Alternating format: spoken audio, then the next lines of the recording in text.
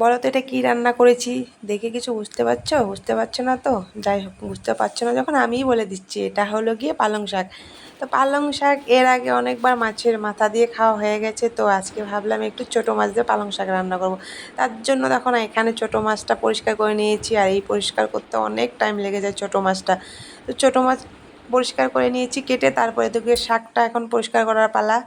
শাকটা ভালো করে পরিষ্কার করে ধুয়ে এখন কেটে নিচ্ছিলাম, একদম কুচিয়ে যতটুকু পেরেছি ততটুকুই কেটেছি ছোট ছোট করে আর কি। তো আমার শাকটা ধুয়ে কেটে পরিষ্কার করা শেষ, এখন মাছ ভাজার পালা। মাছটাকে একটু গায়ে হলুদ করতে হবে, তার জন্য একটু হলুদ, একটু লবণ আর একটু তেল দিয়ে ভালো করে মাছটা মেখে নিচ্ছিলাম। মেখে নিয়ে তারপরে একটু হালকা ভেজে নেব মাছটা। শাকে তো একদম লাস্টে দেবো মাছটা, তার জন্য মাছটা আগে ভেজে রেখে তারপরে ওই তেলে ফোড়ন দেবো শাকটা।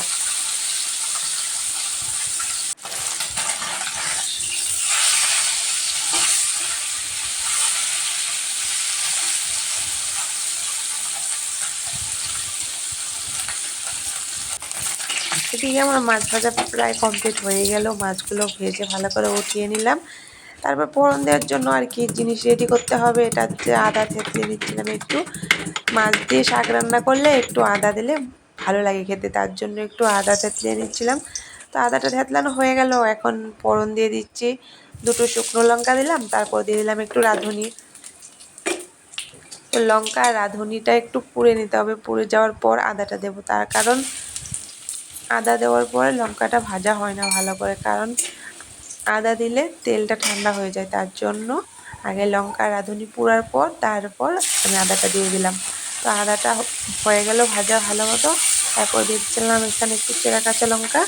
তো একটু ভালো মানে কয়েকটা বেশি দিয়েছি, একটু ঝাল ঝাল খেতে পছন্দ করে তো আমাদের বাড়ির লোকজন, তার জন্য একটু ঝাল ঝাল করবো বলেই লঙ্কাটা একটু বেশি দিয়েছি।